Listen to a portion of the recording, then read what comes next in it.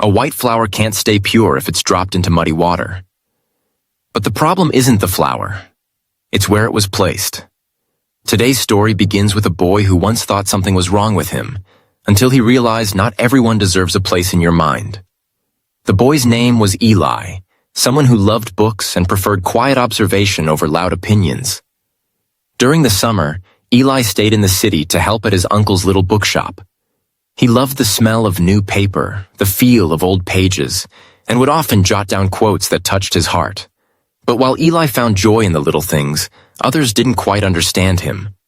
There was a boy named Logan, who mocked Eli for the way he dressed, his silence, and the books he read. "Why do you even read this stuff? Nobody cares about these anymore," Logan laughed, surrounded by his friends. At first, Eli stayed silent. He believed that if he stayed kind, people would eventually understand. But sometimes, kindness is mistaken for weakness, especially by those who haven't learned to respect differences. Logan always found a way to make Eli feel like he didn't belong. One day, Eli looked down at his shoes, an old pair his dad once wore. He heard the laughter behind him, and his heart sank like a stone in water. And then, a question quietly surfaced inside him. Is it wrong to live life in my own way? After one particularly harsh afternoon of teasing, Eli returned to the bookshop, his face quiet and heavy. His uncle noticed the look in his eyes right away. "What's wrong, Eli?" he asked gently. Eli hesitated, then sighed. "I try to be good, but people still laugh at me. I feel like something's wrong with me." His uncle didn't respond immediately. The next morning, he called Eli out to the backyard. On a wooden table sat 3 bowls, one with clear water, one with muddy water, and one filled with dark ink. He handed Eli a white flower. "Dip this flower into each bowl," he said, "and tell me what you see." Eli followed, and with each dip, the flower changed color. In the clear water, it stayed white. In the muddy water, it turned a bit gray. And in the dark ink, the petals were immediately stained. "What do you see?" his uncle asked. Eli looked closer and said, "It's the same flower, then, but it changed depending on the water." His uncle smiled. "That flower is your mind, and the water, that's your environment, the people you choose to be around. Positive people bring peace to your heart. Negative ones leave stains, even if only a little." Eli stayed silent for a long while. Maybe there wasn't something wrong with him after all. Maybe he'd just been dipping his peace into the wrong waters. Eli sat quietly on the wooden bench in the garden, the white flower still in his hands. "I get it now," he said. "Not everyone is bad, but not everyone is good for my peace of mind." His uncle nodded, then added, "Let me tell you one more story. This time, not about a flower." He began slowly. "There was once an old donkey that fell into a dry well. Its owner decided it was too old to save. Instead of rescuing it, he chose to bury it, to fill the well with dirt. He started shoveling in the dirt, one scoop at a time. At first, the donkey cried out in panic, but soon, it went quiet. Because it realized, every time the dirt landed on its back, it could shake it off and step up. Shake, step, shake, step. Little by little, it rose higher, until it walked out of the deep well no one thought it would survive." Eli's eyes widened. "The donkey escaped with the very thing meant to bury it?" His uncle smiled. "Exactly, and so can you.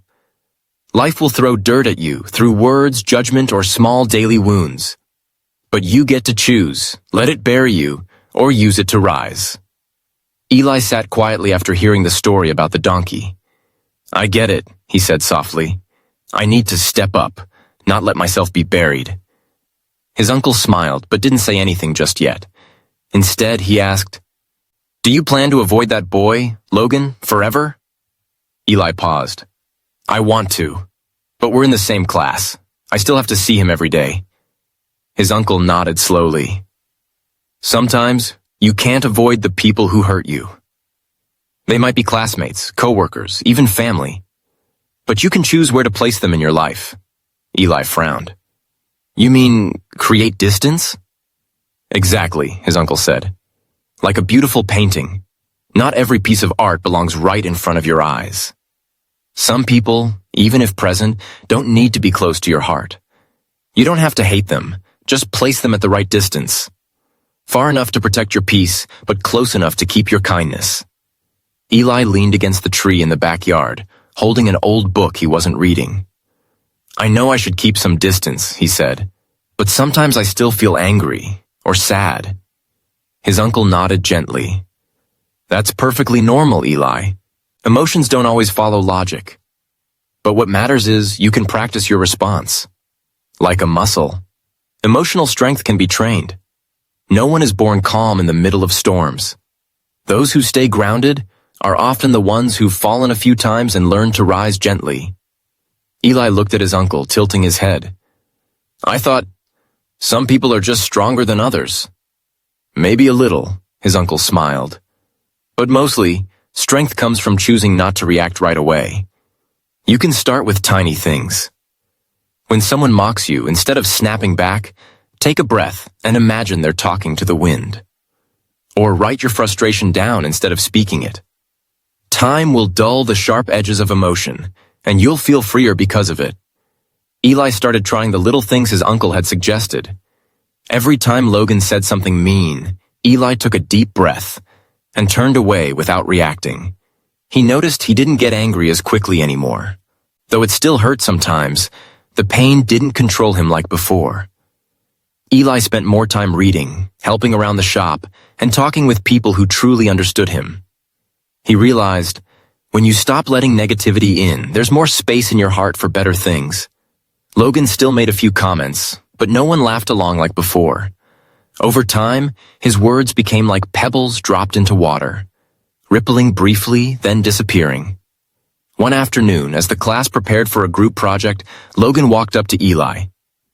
Do you know how to do this part? He asked, looking awkward. Eli looked at him for a moment. Yeah, I can show you. No bitterness, no bringing up the past, just a boy who'd once been hurt, choosing not to let pain turn into hatred. After that afternoon, Logan started to act differently. Not exactly friendly, but at least he stopped mocking Eli like before. Eli didn't try to be friends. He just remained calm, polite, but distant. Aren't you mad at him? A classmate asked. Eli simply smiled. I don't forget, but I also don't want to carry anger every day. That weekend, while Eli was organizing books at the shop, his uncle watched him from across the room. You know, he said, you've learned something many adults still struggle with. Not everyone deserves your energy and time, but you can still choose to respond with calm and grace. Eli nodded. I just don't want anyone else to control how I feel. His uncle smiled. And that makes you truly strong. You can't choose everyone who enters your life, but you can choose who gets to stay in your heart. Emotional strength isn't something you're born with.